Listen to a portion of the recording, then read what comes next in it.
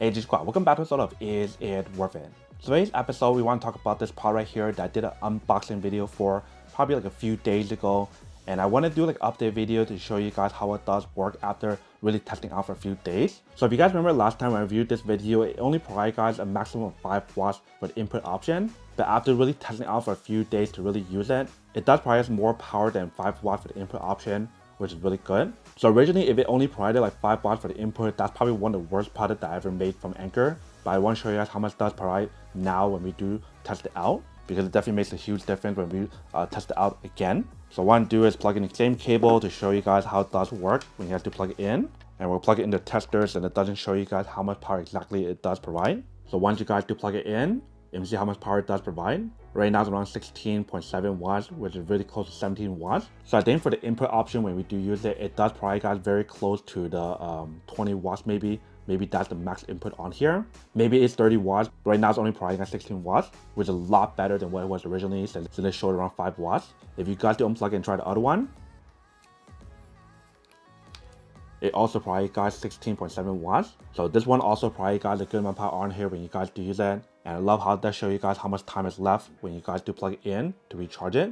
But doesn't show you guys how much watts that does provide, similar to like the Anker Prime power bank that I showed you guys before. So for the product, for the input option, it does provide guys a lot of power, just like what they mentioned. And actually I proved this now because, like I mentioned in the first video, for the unboxing video, it only provides 5 watts, which is really low. And then for the output option, it does still provide guys very close to 30 watts. Let me show you what I mean. So I do plug in the cable. This cable is plugged into my MacBook Air. If you guys can hear how it starts charging. And we have to look at how much power it does provide. Right now it's providing around 28 watts for the MacBook Air. So in terms of the output option, it never had any issue. It still provides guys a lot of power when you guys do use it, which is pretty cool. Only issue that I had about the product is the fact that the input option provides guys 5 watts when I first tested it out. But now it provides way more, which is really nice. And just the overall design of the product is very small and very compact, which I like a lot. Especially since it does have the Power IQ Suite technology. It's supposed to help you guys fast charge the device. And like I mentioned, it does have the Active Shield 2.0 technology. So that way you can feel free to leave it charging overnight if you guys do want to, and nothing should go wrong because it does have the protection on there. And obviously, since the power on here, or the max power on here, is 30 watts, if you guys do plug in 2 cables at the same time, it will help you guys split the power between both of them.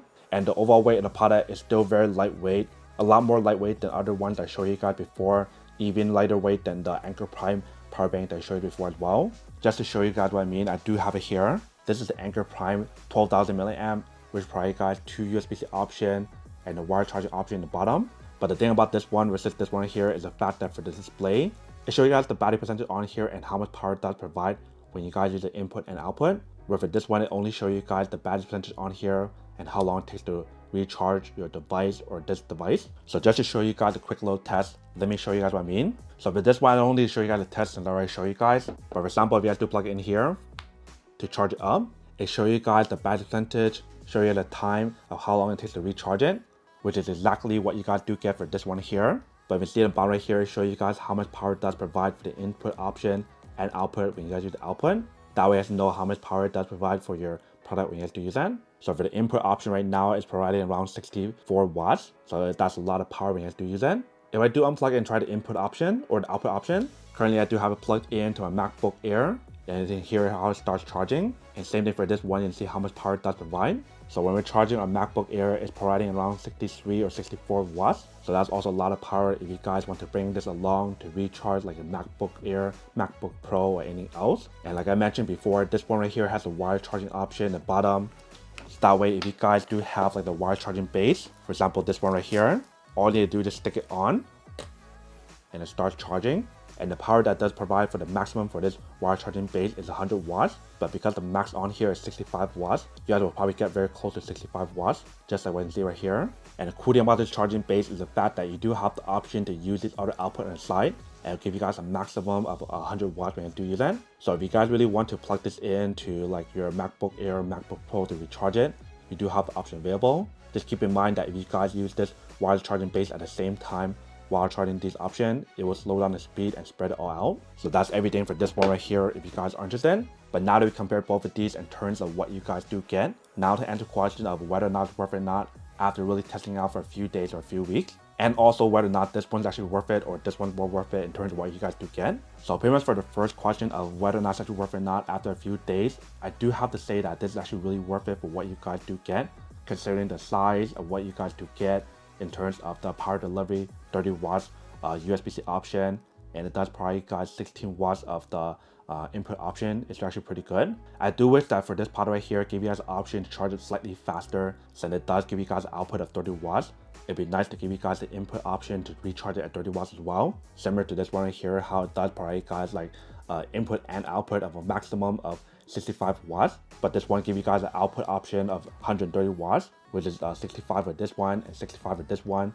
That way you can recharge like 2 laptops at the same time, which is really convenient. So this one's actually really worth it for what you guys do get. But when you guys compare both of these, it's an obvious choice that this is a better option to go for if you guys do have the budget for it, since it does give you guys a lot more power, a bigger battery capacity on here, and also the fact that how it does have the GaN technology on here, it charges way faster at a safer speed and allows it to be so small for what you guys do get.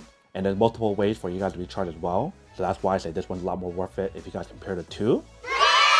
But then obviously for those of you guys who don't want or don't need one or have one of these, obviously don't buy one and save on something else actually do need. So that's basically everything for this video itself. If you guys like this video, make sure to smash that like button in the bottom. That will definitely help this video out, and it will definitely help with the algorithm as well to promote more videos for you guys so you guys can see more of the videos or similar videos as well. But as always, make sure to stay positive, be you, and I'll see you guys in the next episode of Is It Worth It?